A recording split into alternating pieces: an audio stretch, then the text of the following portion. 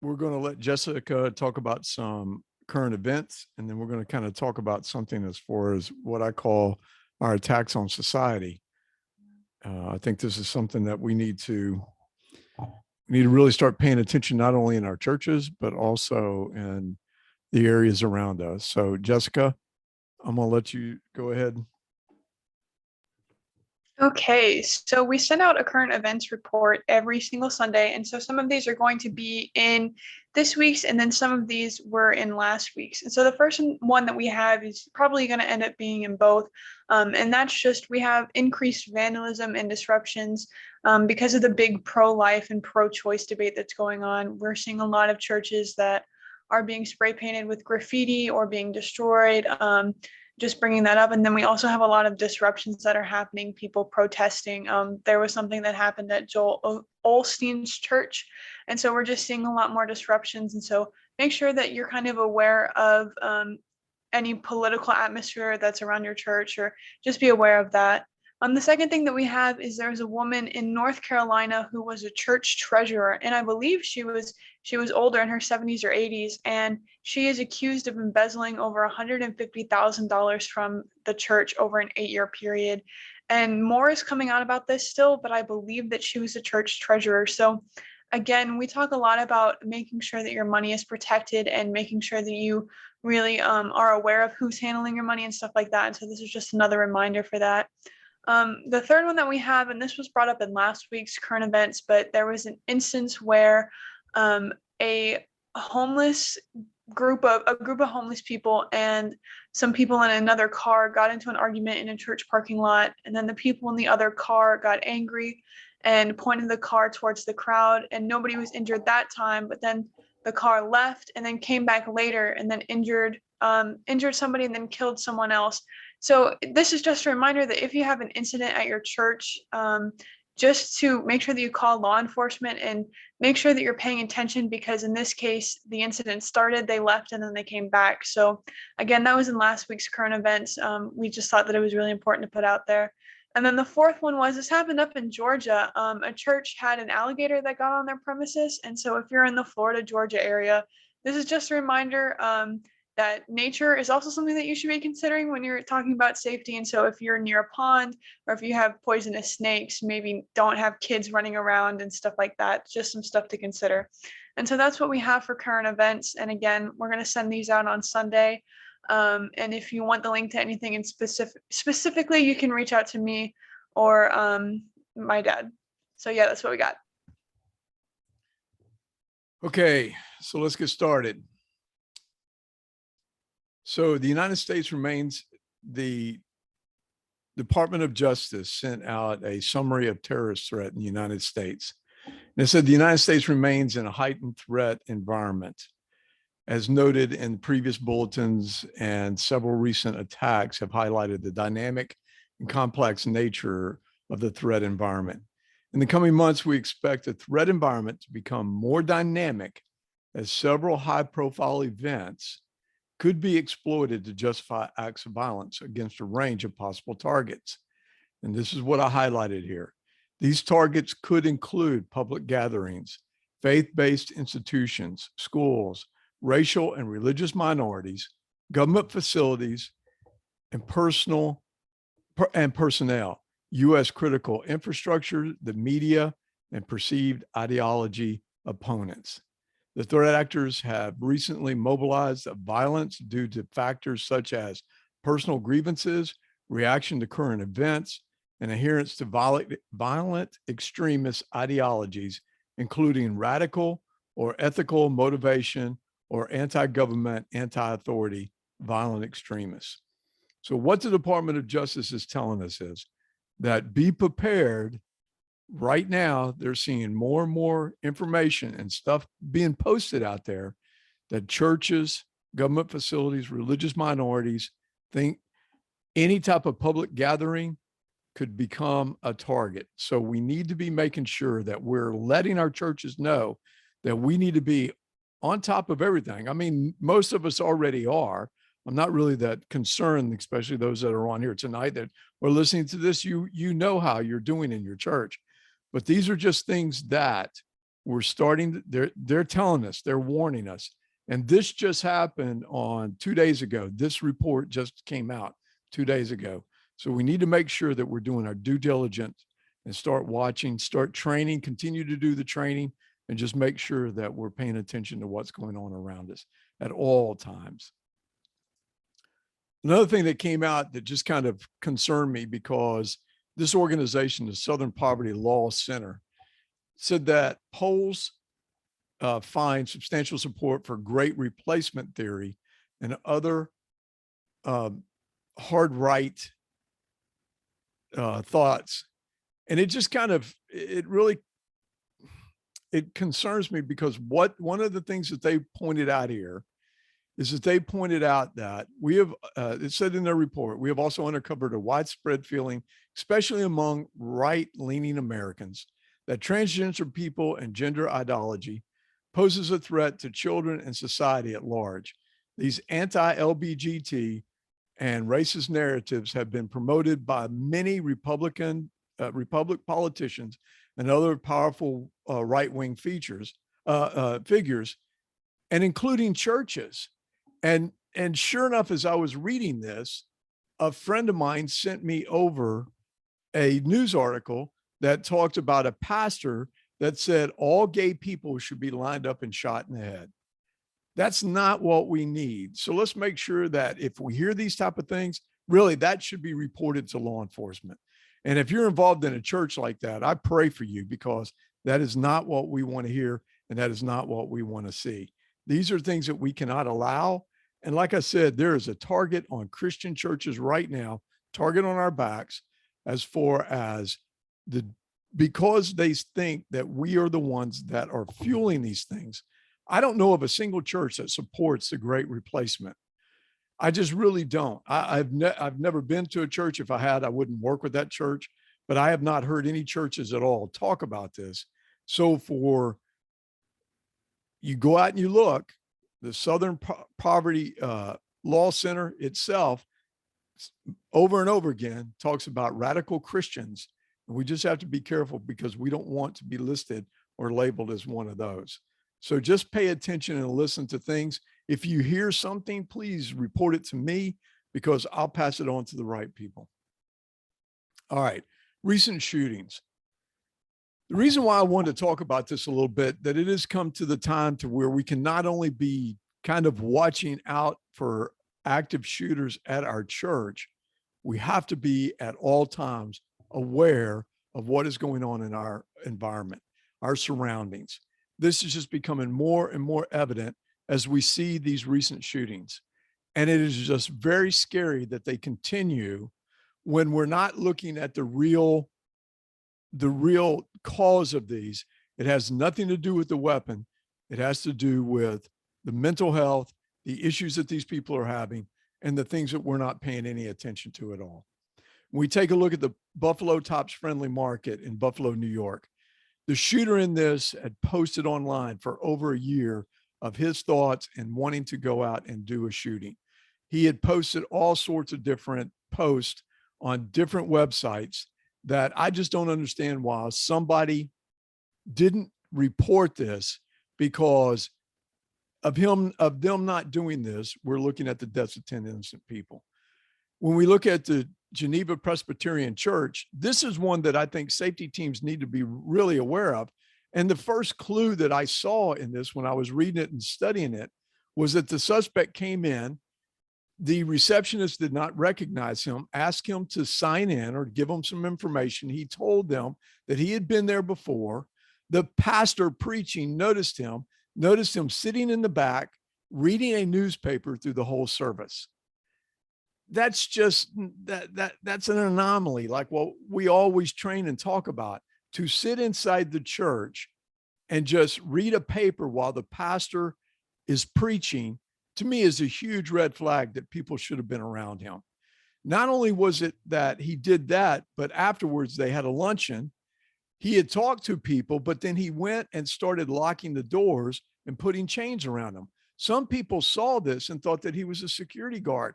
Well, if your church doesn't know your security personnel, your safety personnel, somebody should say something.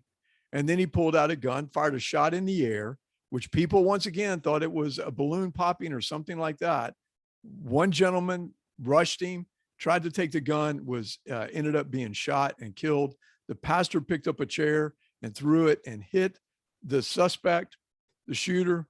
And what we find out later on, that he had posted stuff out on the internet, and it was a political hit. And this is something that we're starting to talk about. He was Chinese and went to a Taiwanese church. There's a lot of tension right now going on between China and Taiwan. And because of that, he had listed himself as an angel of death.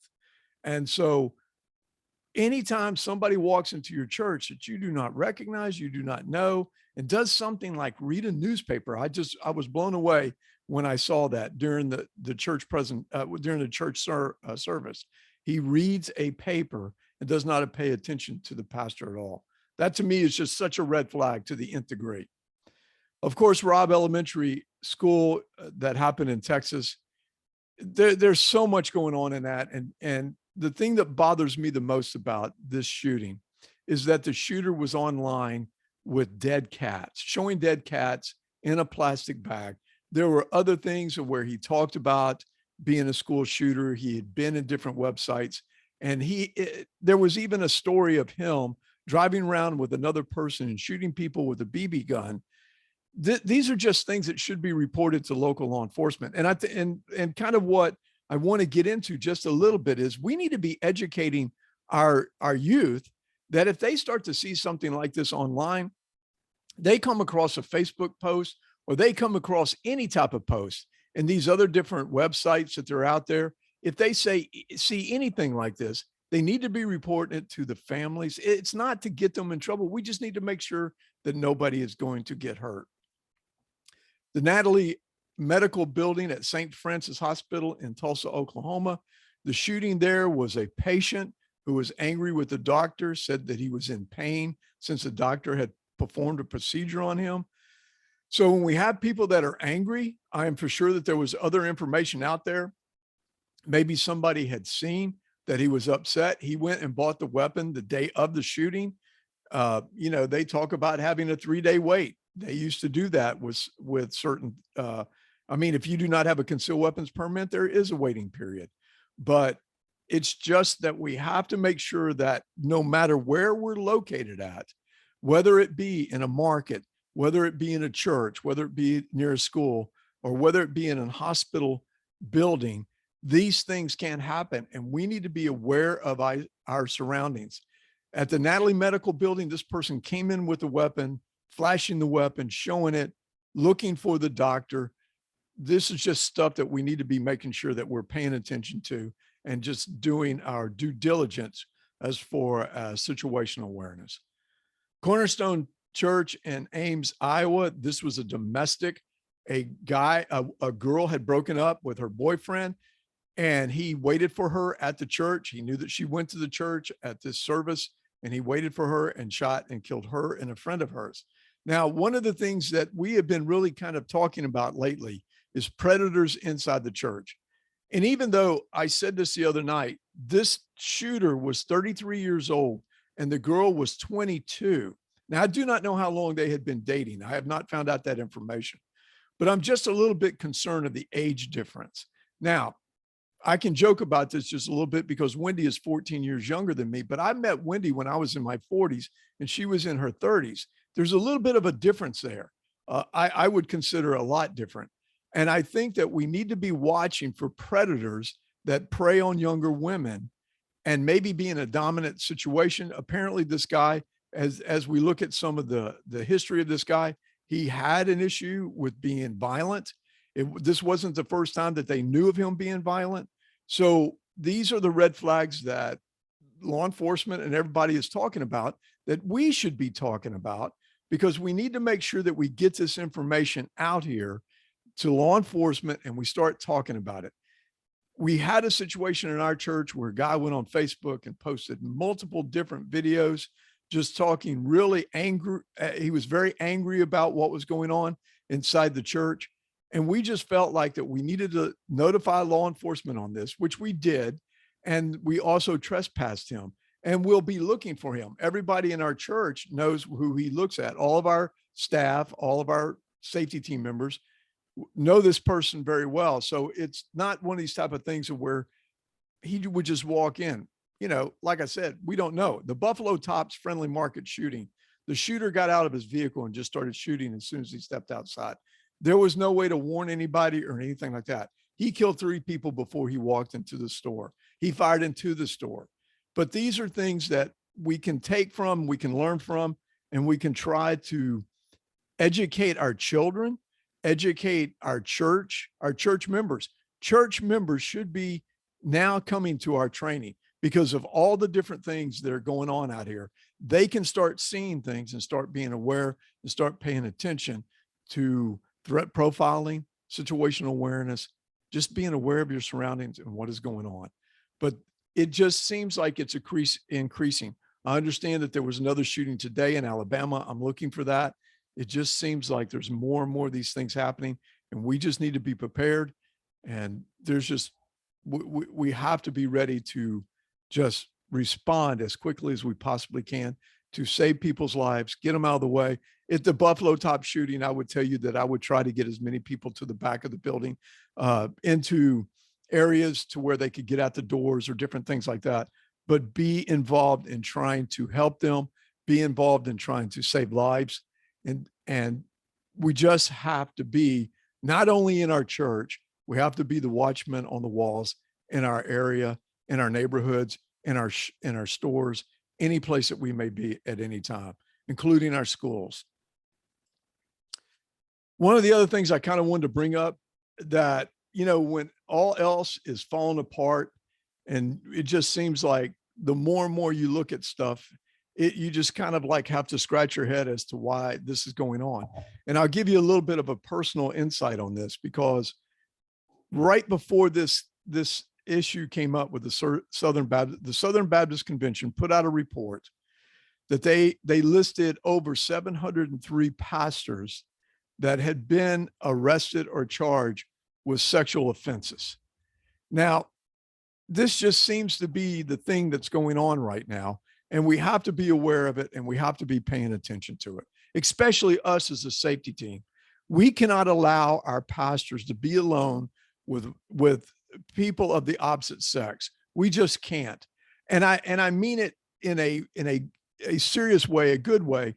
But the problem that we run into is that we are starting to see more and more sexual issues with pastors, even though they might think that they're innocent.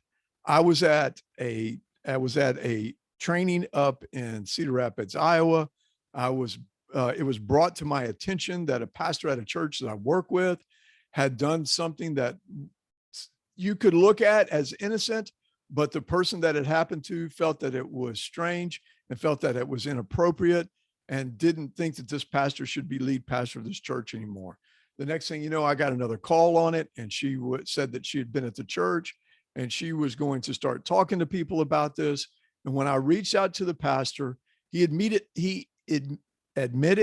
that he had just spoke to this woman, which was the same thing that this woman told me, that he had taken her into a room, shut the door, and talked to her. That's the terrible, most wrong thing that you can do for a pastor. You should never, ever do that. She's sitting there talking to you about, she was talking to him about her alcohol problems, and it wouldn't take anything for something to be misconstrued or for her to say something that he had done something. And then what would happen? It would be a he said, she said, but you're just sitting here looking at the Southern Baptist Convention that just did a report, several reports about how sexual immorality was almost rampant through the church there for a while, and they had to put a stop to it. He had also sent her a text that was late at night, which was in his mind. He just texted her and said, "Hey, I'm thinking of you, have not seen you at church, would love to see you again." He's thinking it's innocent, but in actuality, it's not. And it's not smart. And when we talk to him about it, he just in his mind can't see that he did anything wrong. But if you were to print this in a newspaper, it would make it seem like he was doing something ill advised. And so as a safety team leader, as a safety team member, it is your responsibility to protect the pastor also, to make sure not only against a possible threat inside the church or disruption inside the church, but you need to be protecting him against something like this, because if it gets out that this woman feels that it was wrong, sexually wrong, or it made her feel very uncomfortable, and because he had texted her late at night, that doesn't look good. That doesn't look good. And that's not what we need for the church. That is a disruption to the church that just causes people to be torn inside the church. And we truly don't need it right now. So there's a lot of this going on that we need to be paying attention to it.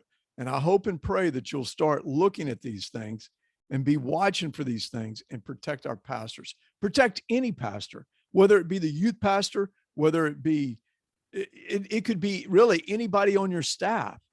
Don't let them be talking to female. Don't let males be talking to females about their problems. Direct them to a female leader inside your church. And it goes the same way. Female leaders in the church should not be talking to men about their problems. They should be directing them toward men leaders. So we just need to make sure that we're truly paying attention to this, because this is really raising its ugly head right now. And it is nothing more than an attack on the church. And with all the bad publicity that's going on about the churches right now, we don't need something like this out here.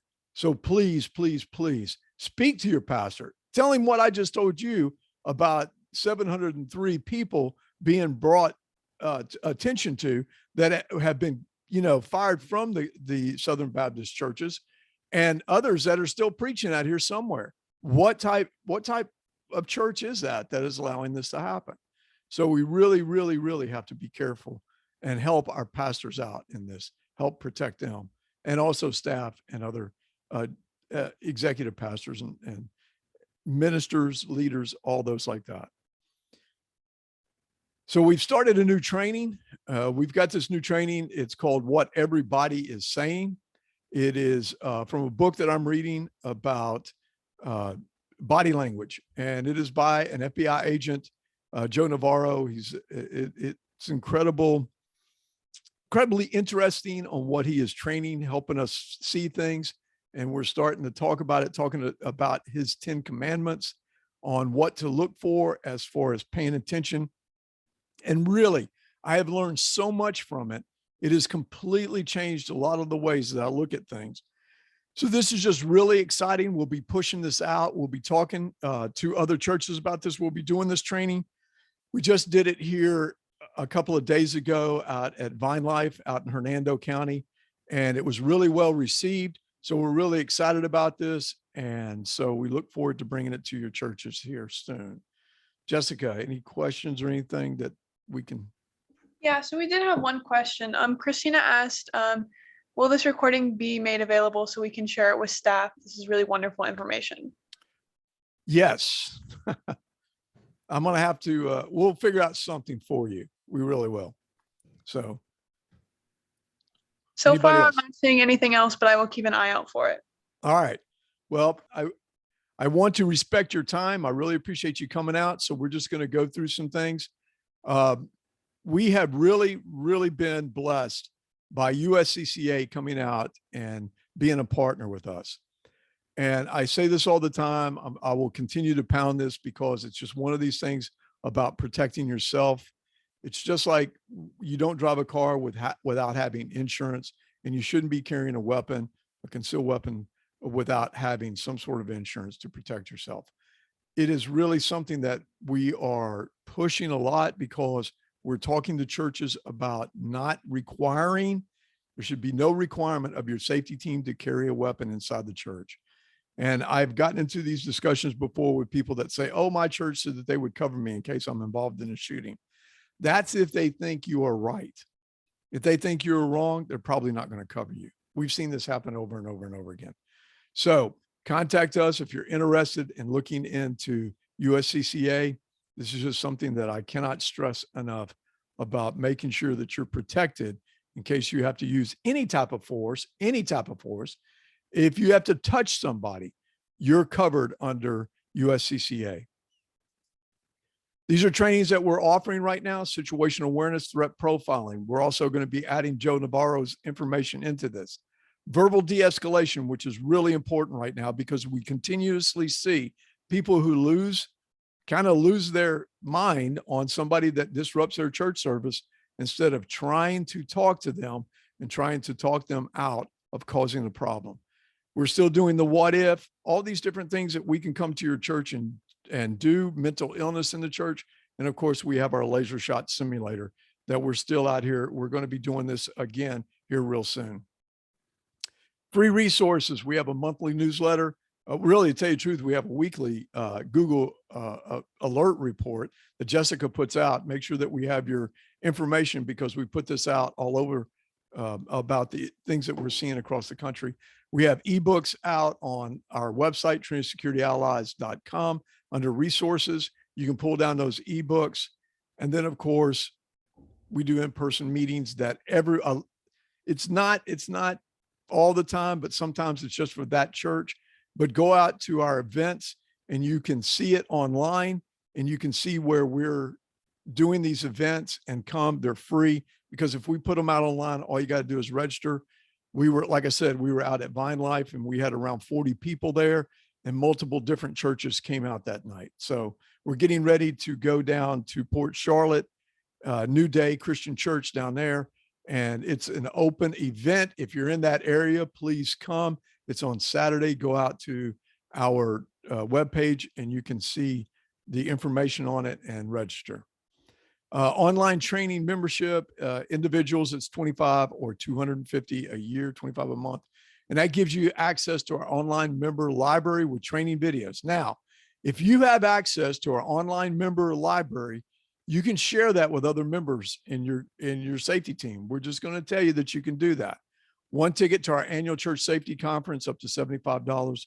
Join as a member only. You can join us on our member only Zoom meetings. Unfortunately, this month, we're not going to be having any online membership meetings. In fact, this is the last Zoom we'll be doing this month, this webinar, because I'm traveling, going to Norfolk to do training up in Norfolk, Virginia. And I'm also taking Jessica to her new job in Cedar Rapids, Iowa. We're going to miss her, but she's still going to come out on the Zoom calls, so we'll be able to see her every week.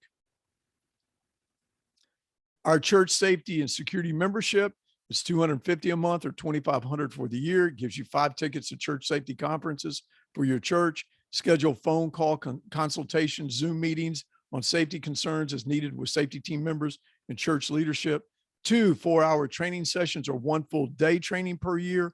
1 4-hour simulator training can be used as one of the 4-hour training sessions.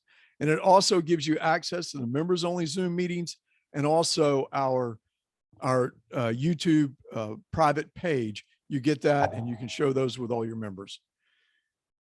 This is not going to happen. I'm sorry that it's in here, but we're not going to have this month. Like I said, we're going to be traveling. I work with a guy by the name of Kevin Haggerty, and we do a webinar or not webcast on Thursdays, usually Thursday at 11 o'clock on Rumble. We've been kicked off of Facebook and we've been kind of penalized on Zoom. So we went to Rumble. We kind of like the quality of the videos, but today, Jessica was on there talking about what her generation sees as problems and issues that they are facing today. So go out, get on Rumble, sign up, and then go to True Christian Talk, find us, subscribe to it, like it, and then go out and look at the videos. There's a lot of training on that about things that are going on in the world. Receive a copy of my book, God's Unseen Plan, for a $20 donation. I'll sign it. Go to TrinitySecurityAllies.com or God'sUnseenPlan.com. So any questions? I am not seeing any more questions right now. Well, like I said, I appreciate you coming out here on a Thursday night, spending your time with us. We are here all the time. You know how to reach us. You can contact myself, Wendy, or Jessica. Now Jessica has her own Trinity Security Allies email address. So anytime you need anything, make sure that you reach out and contact one of us, and we'll be more than happy to help you with any problem or any issue or anything that you may have. Really quick, Tim Hollyman said, also don't forget, we are in full swing with summer VBSs right now. You're absolutely right. And Tim, thank you for bringing that up, because we just had a situation at the church. Gosh, I really appreciate you just saying something, Tim. I'll pay you later for it. But we had a situation of where a father came to pick up the daughter, a child. It was a child. I don't know the son or daughter, and did not have the ticket. We had the 2-ticket system to where you get one and you put one on the kid and you keep the other one yourself. And he showed up without the ticket. They went to look and see if he was on the pickup to where he could pick up one of his child, and he was not listed. And they could not reach the mother because she was out on a boat, and that was why he was there picking up his child. He did get angry about it, but one of our safety team members walked over to him and said, let me just kind of say this to you. What if you had full custody of the child, and you did not want your ex-wife to come and get your child? Wouldn't you want us to do the same thing? And he immediately understood. What is that called? That's called verbal de-escalation. And yes, Vocation Bible School is going on everywhere. Or camps. We have a camp going on right now at our church. So these are things that are happening all across the country. So you need to make sure that you should have some sort of safety team membership or safety team members presence, or at least somebody that knows what's going on as for safety. So good point, Tim. Thank you. Thank you so much.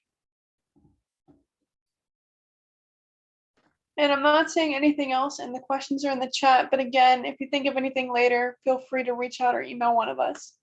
Just get in touch with us. Listen, we thank you so much for coming out tonight, spending time with us. If there is anything that we can do for you, please don't hesitate to let us know. God bless, be safe, and we'll talk soon.